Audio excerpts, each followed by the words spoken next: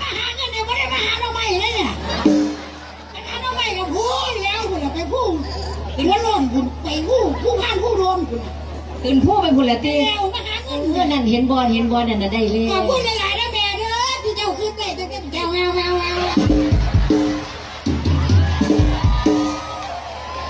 โอ้ยอย่างนั้นคอยลบโบท่านคอยลบโบท่านนี่ตามดื่มเนี่ยมัน ไอ้จืนว่าป้องจนคอยสีเศร้าเหรียญแล้วยังหูกันมันจะให้หูนี่ถือว่าไพ่เป็นไพ่อะไร อันนี้แม่นเนี่ยแม่นงหน่อยว่าสันแม่นอันนั้นยายจืนมีน้องหน่อยให้เช่าเรื่องให้ยายจืน100เด้อเอายายจืนจะได้จากจะฟังสั้นเอากับจังสันต้นกันยันโน่นเลยเงินหลายมันมีเงินเรือเงินเต็มถุงกันเลยน่ะต้องให้รอดได้หัวกันหน้าบ่พี่เฮียกับห้องกันบาดเนี่ยเล็บตีนั่น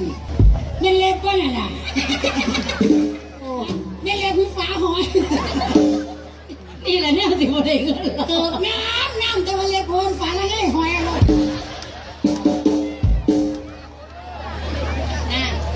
ปากบ่ดีเห็นบ่ตัวไหนคือเก้าละไม่เป็นทหารที่ยังไงไม่รู้พี่ว่าได้เป็นทหารที่เก้าได้เนี่ยจ๋าโอ้จ้าประกาศเป็นทีมด้วยกันกับชี้จักรยานแห่งข้าวโพดเนี่ยบ่แม่จ้าโอ้ยเรียกอีเมงงามมาท่าสีไหนสักแหล่เข้ามาจืนคนละสิบ่ได้เงินเราว่าแล้วว่าโมดีกันได้นะได้อยู่แม่บางทีตีเล็บเจ้านั่นไปซื้อใส่นาซีท่าเล็บคือซ้ำ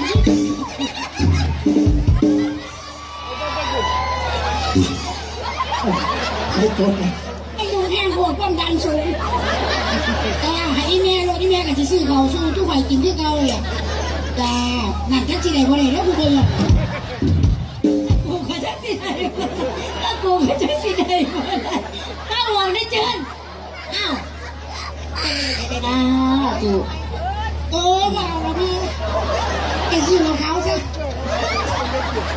อย่าให้เล่าอย่าจืดไอ้ไม่ใช่นกมีลูกหลายที่ให้บกอกค่ะ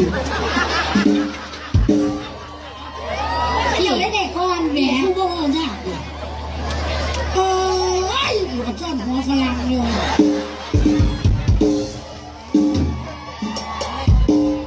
หัวลงได้ดีเลยเรียนฝรั่งคือหัวเขาเชียกเนี่ยไปยากน้ำฝรั่งละบาดเนี่ยต้องหันยากน้ำอันผู้นี้ไปยากน้ำฝรั่งละบาดเนี่ย